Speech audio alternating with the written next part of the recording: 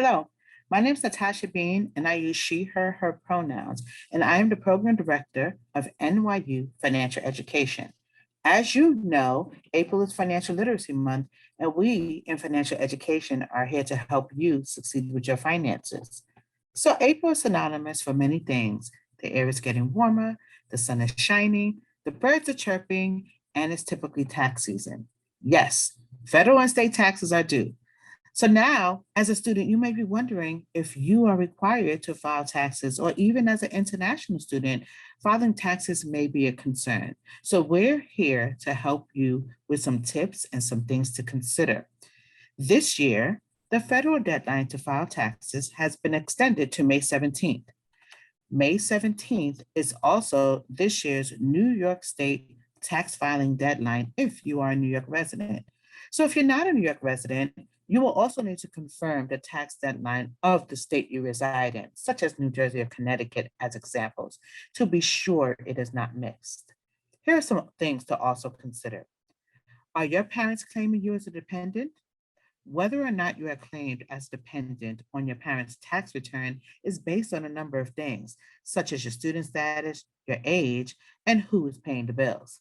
Keep in mind that your taxes are used for the FAFSA form filing if you are receiving financial aid, so just check that out with your parents. What is a 1098-T?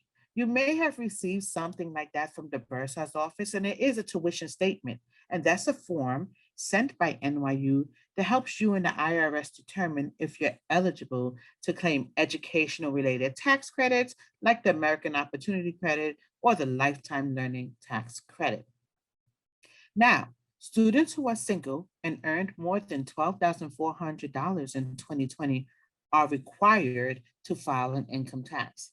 That $12,400 includes earned income from a job and unearned income, like maybe some investments. So you must also file a return if your unearned income, so let's say unemployment compensation, interest, and dividends, are greater than $1,100, or the self-employment income is greater than $400. Now, college students may still want to file a return even if they aren't required to do so. So if your wages are less than $12,400, the student should consider filing to receive a refund if federal and state withholdings were in your wages.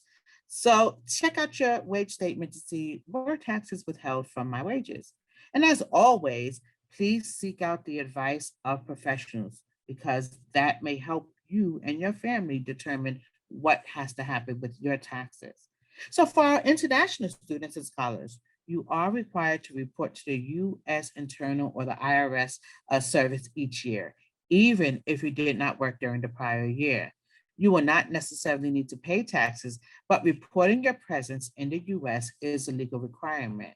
So for more information about anything I just said, visit the irs.gov/individuals/students for additional filing information and tax benefits for higher education, as I explained. Now, as a reminder, I definitely want to note and make sure that you are aware that we are not paid tax preparers, but we hope to give you basic information as a starting point and remind you to do your research in determining your filing status and check the links on our websites for many additional resources that can help you out. So I hope this information is helpful. To check our website, always check our website at nyu.edu/financial-ed for great information, to make a one-on-one coaching session for all of the other services that we provide.